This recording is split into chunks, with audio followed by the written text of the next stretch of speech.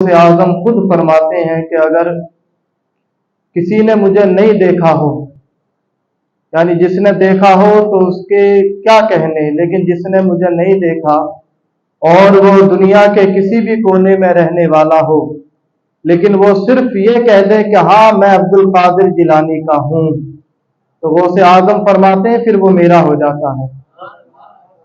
اور جس نے خود کو میرے حوالے کر دیا اور یہ کہہ دیا کہ ہاں میں غوث اعظم کا مرید ہوں، غوث اعظم کا ہوں، تو پھر جو غوث اعظم ارشاد فرماتے ہیں کہ جس نے خود کو میرے حوالے کر دیا اور اپنا مرید یعنی میرا مرید وہ کہلانے لگا، تو غوث اعظم فرماتے ہیں پھر جب وہ دنیا سے جائے گا تو بے ایمان نہیں جائے گا، ایمان کی حالت میں دنیا سے جائے گا۔ تو غوث اعظم کی مریدی اور غوث اعظم کا ہو جانا، خود کو ان کے حوالے کر دینا، یہ گارنٹی ہے اس بات کی کہ وہ جب دنیا سے جائے گا تو بے ایمان نہیں جائے گا۔ اور پھر فرماتے ہیں غوث اعظم کہ اگر میں مشرق میں ہوں، میرا مرید اگر مغرب میں ہو اور اگر اس کا سطر کھلنے لگے، مطلب یہ ہے کہ اگر اس کی کہیں بے عزتی ہونے لگے تو غوث اعظم ارشاد فرماتے ہیں کہ میں اپنے اس مرید کو بے عزت نہیں ہونے دیتا ہوں۔ اتنا خیال وہ ہم غریبوں کا رکھتے ہیں۔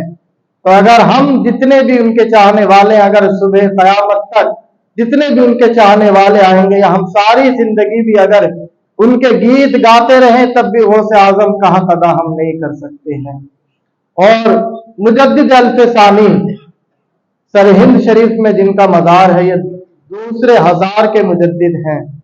بہت کم لوگ ان کے مزار پر گئے ہوں گے، لیکن ہاں علامہ اقبال نے بھی یہ بات کہی کہ جب وہ ان کے مزار پر آئے نا سرہند شریف پنجاب میں، تو علامہ اقبال نے بھی یہ کہی کہ ہندوستان کے اندر ایک ایسی ذات آرام فرما ہے کہ جس کی قبر انور سے نور آسمانوں تک جاتا ہے۔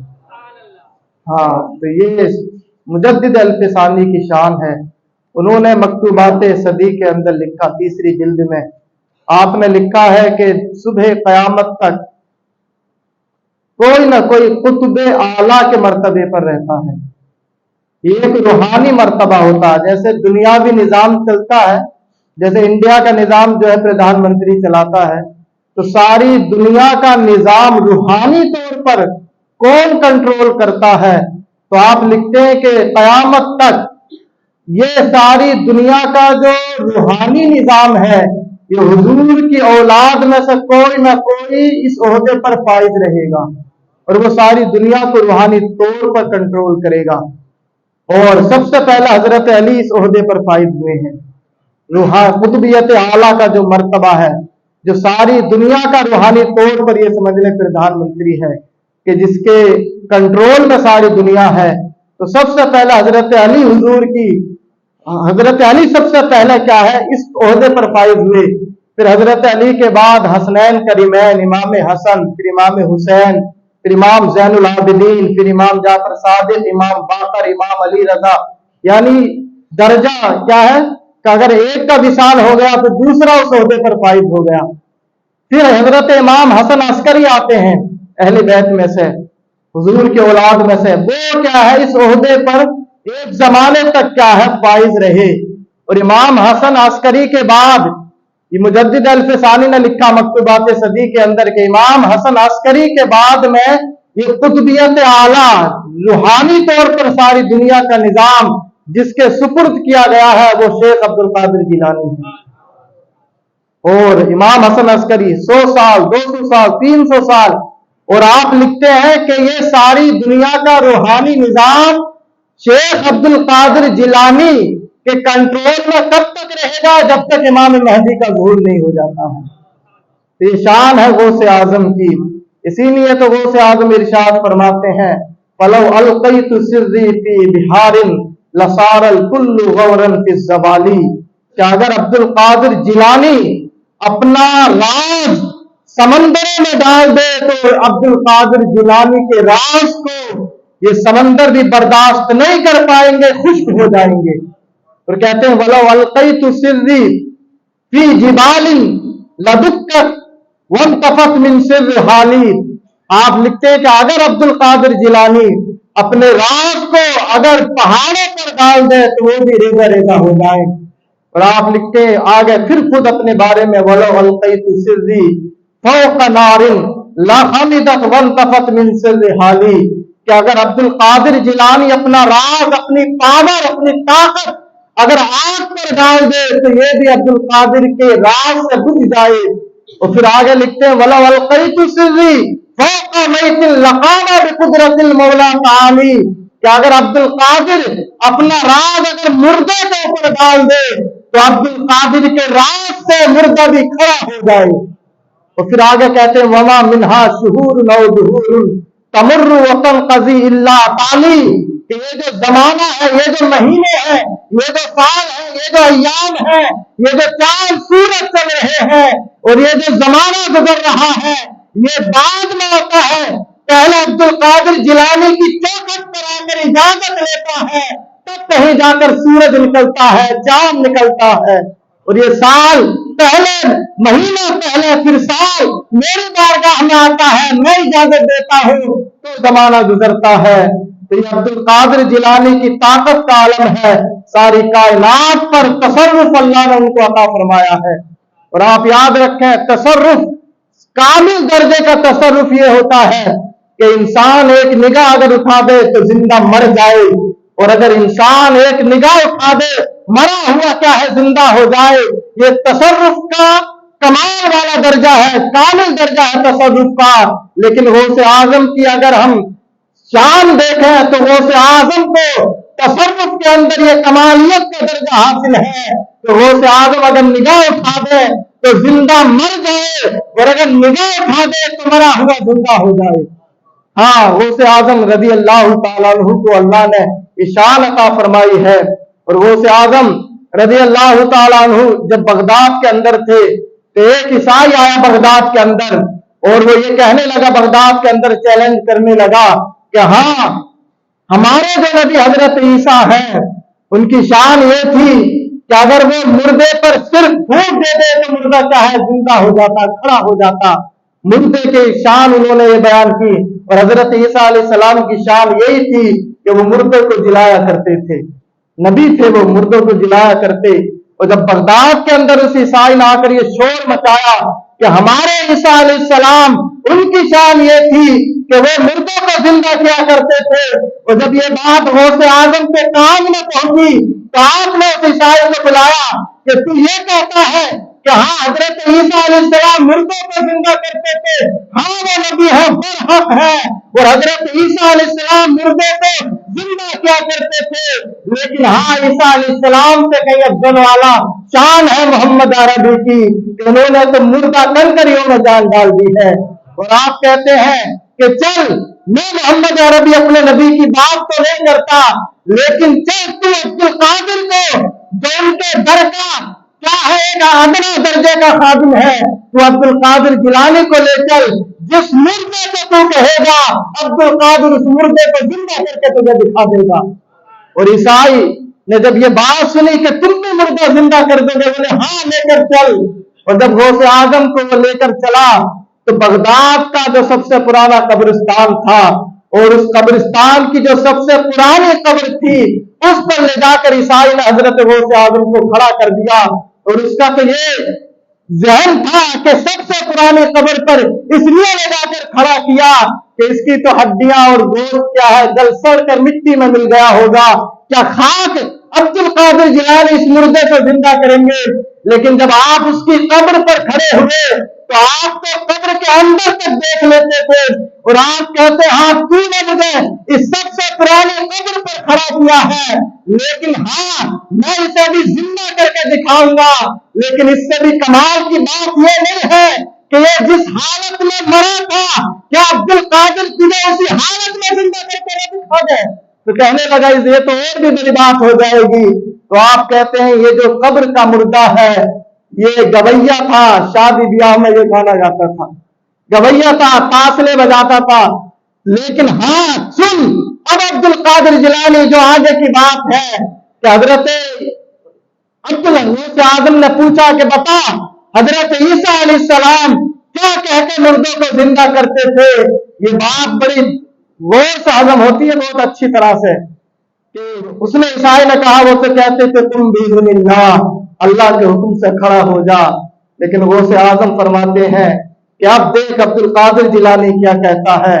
तो अब अब्दुल कादिर जिलानी कहते हैं तुम बिइज़्नी, कब्र के मुर्दे अब्दुल कादिर जिलानी के हुक्म से खड़ा हो जा। और क्या देखता है कि जब वो खड़ा हुआ तो जिस हालत में गाते गाते मरा था उसी हालत में गाते हुए कब्र से जिंदा हो गया। और सुने क्या वजह है।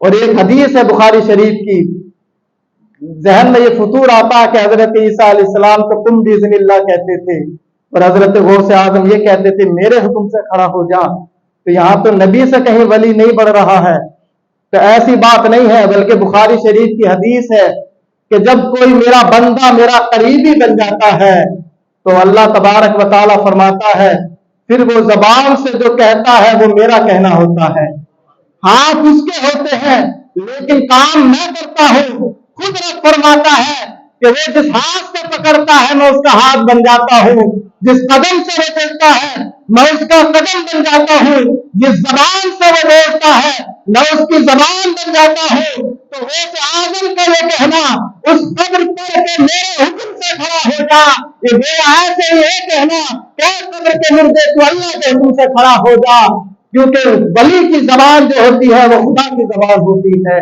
तो शान है गौस आजम की, रब तबारक व तआला ने गौस आजम को वो मकाम अता फरमाया, बल्कि गौस आजम खुद इरशाद फरमाते हैं रब ने तो मुझे बाकायदा लिस्ट अता फरमाई है मेरे उन तमाम मुरीदों की जो सुबह क़यामत तक अब्दुल कादिर के चाहने वाले होंगे, अल्लाह ने मुझसे वादा फरमाया है उनको जहन्नम में नहीं लेकर जाऊंगा।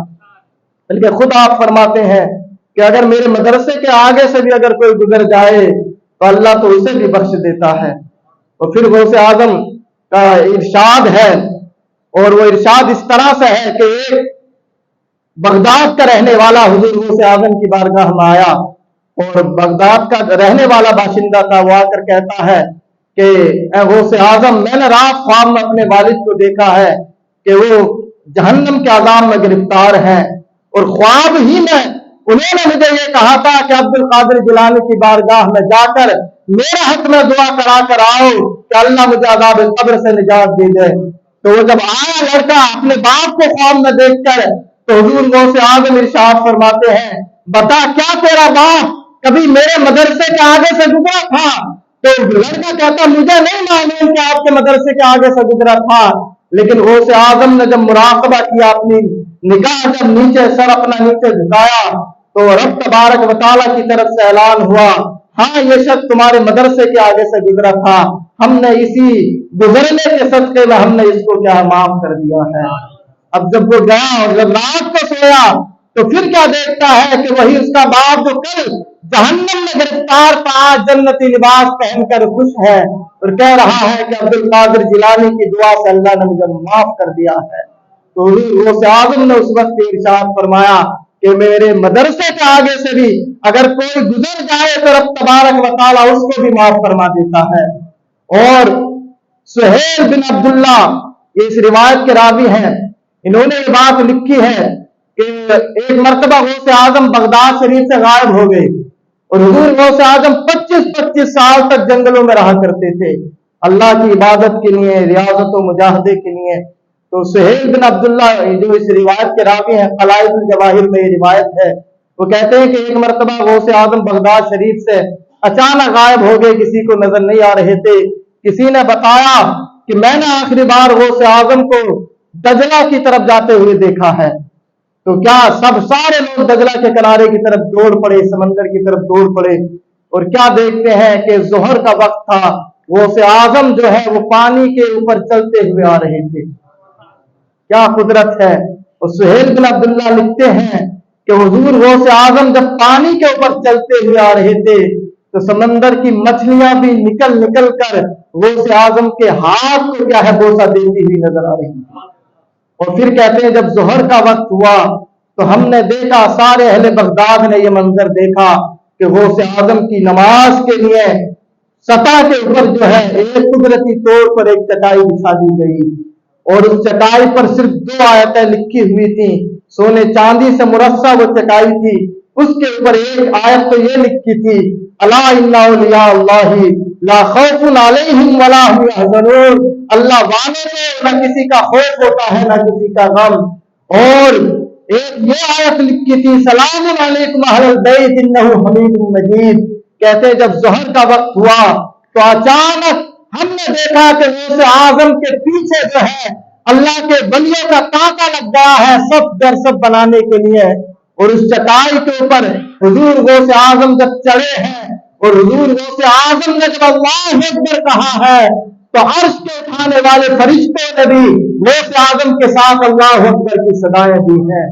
اور جب غوث اعظم سمع اللہ لمن حمدہ اور جب سبحان ربی العظیم سبحان ربی الاعلیٰ کہہ رہے تھے، اہل بغداد کہتے ہیں، سہیل بن عبداللہ کہتے ہیں جو اس روایت کے راوی ہیں کہ ادھر تو عبد القادر جیلانی سمندر کی سطح پر رب کی تسبیح بیان کر رہے تھے، لیکن ان کے ساتھ ساتھ ہم نے سنا ہے کہ ساتوں آسمانوں کے فرشتے بھی سبحان ربی الاعلیٰ کہہ رہے تھے. تو کہتے ہیں کہ پھر جب نماز ختم ہوئی ہے تو حضور غوث اعظم نے جب اب رب کی بارگاہ میں اپنے ہاتھوں کو اٹھایا ہے اور یہ دعا کی ہے کہ اے پروردگار عالم، میں تیرے نبی کے تیرے حبیب کے وسیلے سے میں تجھ سے دعا کرتا ہوں اور مجھے یقین ہے کہ تو اپنے نبی کے وسیلے سے میری دعا کو رد نہیں کرے گا. الفاظ کیا تھے؟ اے پروردگار عالم، صبح قیامت تک جو بھی میرا چاہنے والا ہے اس کو میرے حوالے کر دے. تو رب تبارک و تعالی غیب سے آواز آئی ہے کہ اے عبد القادر قد استجبت لک، ہم نے تیری دعا کو قبول کر لیا ہے، تیرے چاہنے والے تیرے حوالے کر دیے ہیں، جسے تو چاہے گا جنت میں لے جائے گا. سارے مریدوں پر ہم نے تجھے اختیار دے دیا ہے. شان حضور غوث اعظم کی کہ رب تبارک و تعالیٰ نے غوث اعظم جیسا، اور یہ بات یاد رکھیں، جیسے حضور نبی کریم جیسا کوئی نبی نہیں ہے. پچھلے کتنے بھی انبیاء گزرے لیکن حضور جیسا کوئی نبی نہیں ہے. اسی طرح حضرت آدم سے لے کر صبح قیامت تک یا پچھلی جتنی بھی امتیں گزری ہیں غوث اعظم جیسا کوئی ولی نہیں ہوا ہے. ہاں، چاہے وہ حضرت موسیٰ کی امت ہو، حضرت عیسیٰ کی ہو، حضرت نوح کی ہو، حضرت ابراہیم کی ہو، ان امتوں میں بھی اس درجے کا کوئی ولی نہیں گزرا ہے جس درجے کا ولی جو ہے رب نے غوث اعظم کو بنایا ہے. اور یاد رکھیں، اسی لیے تو حضور غوث اعظم فرماتے ہیں کہ میں جو ہوں اپنے نبی حضور نبی کریم کے نقش قدم پر ہوں. اور یاد رکھیں حضور غوث اعظم کی پشت پر کمر پر پیچھے جو ہے اللہ کے نبی کا قدم مبارک چھپا ہوا تھا. یہ ہے معنی کہ حضور غوث اعظم کی پشت پر نبی کا قدم ہے. اور جو صبح قیامت تک جتنے ولی ہوں گے ان کے بارے میں یہ ہے جو بھی ولی ہوگا صبح قیامت تک اس کی پشت پر غوث اعظم کا قدم کا نشان بنا ہوگا. یہ غوث اعظم کی شان ہے اور رب تبارک و تعالیٰ نے یہ شان غوث اعظم کو عطا فرمائی ہے.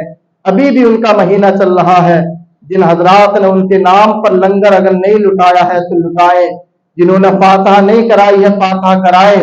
اور یاد رکھیں غوث اعظم کو جو سب سے زیادہ محبوب تھا عمل وہ یہ تھا کہ کوئی ان کا چاہنے والا، کوئی ان کا مرید جو ہے وہ لوگوں کے لیے لنگر کا انتظام کرے. یہ سب سے زیادہ محبوب عمل ہے غوث اعظم کو. اسی لیے تو آپ کے دسترخوان پر لنگر چلتے رہتے تھے. حب الطعام یعنی کھانا کھلانا غوث اعظم کو سب سے زیادہ محبوب تھا. اور یاد رکھیں غوث اعظم رضی اللہ تعالیٰ عنہ کو جو مقام عطا ہوا ہے قطبیت اعلیٰ کا، اس کی بنیاد یہ ہے کہ غوث اعظم نے کبھی زندگی میں جھوٹ نہیں بولا ہے. اور غوث اعظم کا لقب ہے ایک محی الدین، دین کا زندہ کرنے والا. اس کا معنی یہ ہے کہ غوث اعظم جس زمانے میں آئے ہیں اس زمانے میں اس قدر فتنہ تھا اور اس قدر لوگ بدعمالیوں کے شکار تھے کہ غوث اعظم نے ایسی لوگوں کی اصلاح کی ہے کہ دوبارہ دین زندہ ہو گیا ہے. لیکن آج جن کے ہم غوث اعظم کو مانتے ہیں تو وہ ہے دین کے زندہ کرنے والے. ہم تم تو صرف دین کو دوبارہ مردہ کر رہے ہیں. کوئی اگر نماز نہیں پڑھتا تو یہ دین کا مردہ کرنا ہے. کوئی اگر زکات نہیں دیتا وہ دین کو مردہ کر رہا ہے. کوئی اگر چہرے پر داڑھی نہیں سجا رہا ہے دین کو مردہ کر رہا ہے. شراب پی رہا ہے تو دین کو مردہ کر رہا ہے. झूठ बोल रहा है तो दीन को मुर्दा कर रहा है। जो तुम्हारा पीर है वो दीन को जिंदा कर रहा है, और जो उनके मुरीद हम तुम जैसे हैं, हम तो दीन को मुर्दा कर रहे हैं। दीन जिंदा कैसे होगा? चेहरों पर दाढ़ियां सजाओ। दीन जिंदा कैसे होगा? वो आदम ने कभी झूठ नहीं बोला, ऐड करें मस्जिद में बैठ कर, हालात कैसे भी हो कभी झूठ नहीं बोलेंगे।